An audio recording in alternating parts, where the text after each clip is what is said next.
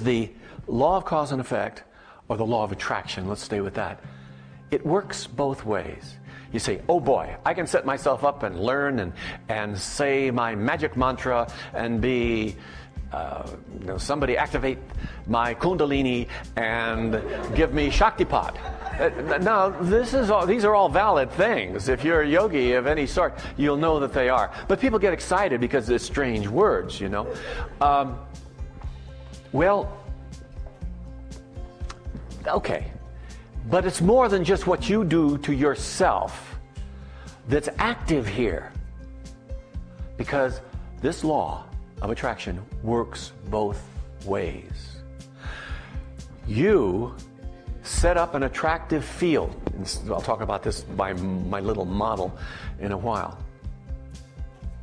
At the same time, everything has associated with it its own field, and you are being attracted to, and it is attracted to you. I love what Ernest Holmes, our founder, said. What you seek is seeking you. Wait a minute, how can that? When I first read that, it must have been 40 years ago, and I thought, well, you mean there's the new Jaguar out there that I'm seeking is actually seeking me? And I thought, well, that's kind of nonsense, and it must be a metaphorical statement, and it must, just a figure of speech. No, folks, it's absolutely true. It's just like the gravitation. This is a mental gravitation we're talking about. Each body is attracted to the other to some extent. Now, let's take a look at the model that I came up with years ago that I was so pleased and a little bit arrogant about. I like to explain it in terms of an analogy. Some of you are old enough to remember the old dial-type radios that we used to have in our cars. You remember those? You'd turn the knob until you come in tune. Anybody not remember that? Oh, I don't even want to talk to you. You're just way too young for me. You'd be driving down the road, and you're listening to something that's very interesting, and it begins to fade a little bit or get a little cracked. So you'd reach over and you tune it just a little bit more, and you get a little better position, and it'd come back in, and you continue to get farther and farther from the transmitter or the station that's sending out the signal, and so you tune it again, and then you continue down the road, and the same thing begins to happen. So you reach over to tweak it one more time. Now you're hearing it well enough, but you really want to hear what this guy has to say. It's really exciting. So you give it one more twist, boom, it's gone. And you fool around trying to bring it back, and you can't bring it in. Now, the reason for that is that there was a resonance frequency shared between those little metal plates that were the tuner inside the radio, and you turn them and you get them in the right position, and it has a certain characteristics associated with the resonance of it that matched what was in the studio, but you couldn't bring it in any better anymore. You turn the car around and you go back, and you can bring it back in. But the same thing's going to happen when you start getting at a distance from it. Now, I love that analogy because I think of our minds, I think we have kind of a mental radio. And the signal that we put out will match the signal, if you will, or the frequency spectrum of some particular object. It's been said by all of the great Enlightenment teachers that the universe has two facets to it as far as we're concerned. There's the material universe, which is relative. There's the time-space environment within which we live, move, and experience our humanness. But that resides within the absolute, which is devoid of time and space. And if there is no time and space, how can anything be made in that? It takes time, it takes space. It can't. Well then, where is everything? It just is. Every thought that you can have, every creation that you can come up with in your mind already exists within that. Now this is a hard one to accept, but just take it and work with the idea for a little bit. Thomas Troward, the great 19th century metaphysician, upon which so much of what we teach is based, made the comment that there is a divine prototype for everything that you can imagine in this field of infinite possibilities. Now think about this. We here in this relative realm, and everything evolves out of that or is projected out of that into the time-space arena within which we live. You begin to formulate an idea about what it is you want to experience.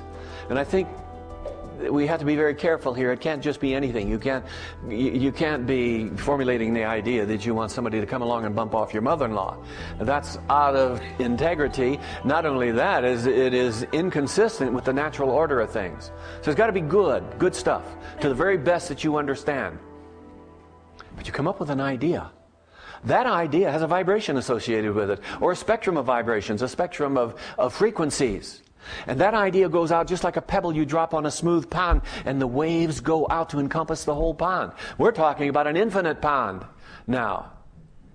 And so we kind of drop our thought that involves our belief and our acceptance of the possibility, and it goes out into the sea of cosmic mind, if you want to call it that. At the same time, whatever it is that you're looking for exists as a possibility in this field of infinite possibilities, and it is sending its signal out. And what happens when the two encounter each other? Just like that. It comes together. There is a locking in. Isn't this exciting?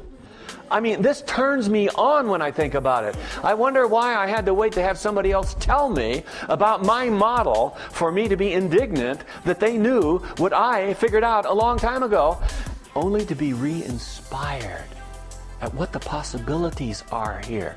It's just absolutely incredible. And it works both ways. It's almost like there's a radio signal going on out there, or at the very least there is a field around an idea, and the field around our idea, these vibrations seek each other, and what I am seeking is seeking me.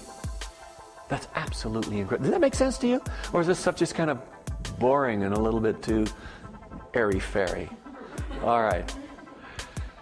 Okay, that's, I think, the way this works. But you know something? It doesn't matter. And whether you understand it or followed any of that I just said, it doesn't matter. Take as a working premise that your thoughts create an attractive field. Your beliefs will automatically establish this kind of a resonance in the universe that is going to pull to you whatever it is that you seek, if it is in integrity and consistent with the natural order of things. Now, the process by which this happens, and we talked about this last week, it was a whole part of last week's sermon. The process or the formula is very simple. Ask, believe, receive, or accept. Receiving and accepting really are the same thing. Now, I'm not going to go over last week's sermon. You want that? Get the tape or the CD that's on that. But there's something that's very important about asking. If you're going to ask that the universe delivers something to you, or the means by which you can achieve or accomplish or acquire what that is, a lot of times that's where people go wrong. They ask for the $1 million to show up on their doorstep, and maybe that's possible. I don't know. In the realm of infinite possibilities, I suppose it is. But I think I'd rather find out what I need to do in order for that to happen. So there are things to do. But if you're going to ask, it's nice to know what it is you want. That sounds silly, doesn't it? But the fact of the matter is that most people spend an inordinate amount of time on what it is they don't want. And you remember that statement that's been made over and over. I've made it over and over from this pulpit since I've been here. And I've been here just about 5 years now. The power in the universe flows to the focus of your attention, and it is a manifesting power. So, if you're always thinking about what you don't want, What are you reproducing over and over and over in your life? What is that thought form? What is that thought frequency that you're creating doing? It's attracting more of the very same thing. So you need to know what it is you want. And knowing what it is you want, depending on how you're going to go about doing this, can be very well that which leads you to really a deep belief. Let me give you an example. I have a friend that I haven't seen or talked with in about 5 years. His name is Larry James. I met him in Tulsa, Oklahoma about 30 years ago when I first went into the ministry, maybe about 28 years ago. And Larry was a real estate agent doing very, very well for himself, but had a fantastic inquiring mind about the way things worked. He was always taking workshops and seminars on success principles and that sort of thing.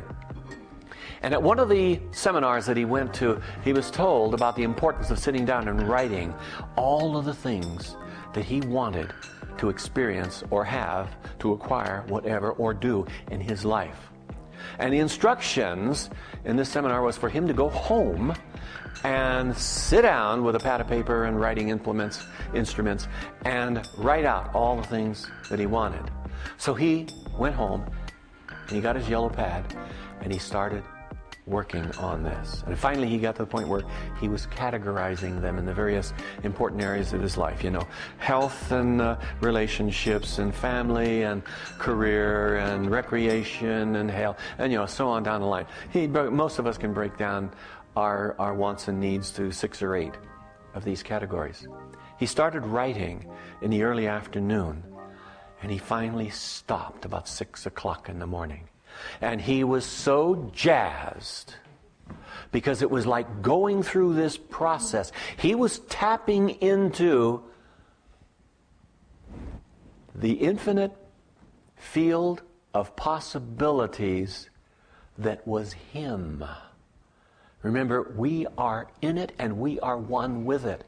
And it just kept pouring out and pouring out and pouring out. So he called me up later in the morning, like 8 o'clock or so, to tell me what had happened. And he was jazzed and he went right back to his workshop and continued with that. Now, Larry was a very successful real estate agent. Realtor, I guess he was a realtor. And, but he didn't want to do it anymore. So what is he doing today? The thing that he discovered by going through this process more than anything else, he wanted to be a presenter, a workshop presenter, and he wanted to work in the arena of love. So he's written several books on love and does workshops all over the country. He's remarried, and along in the process, he got rid of a wife.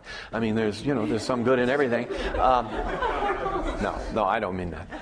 But this is what can happen. And can you see how that can build you to a belief? Can you see how your excitement in putting together all of these ideas and looking at the possibilities for you can be the very thing that says, yes, yes,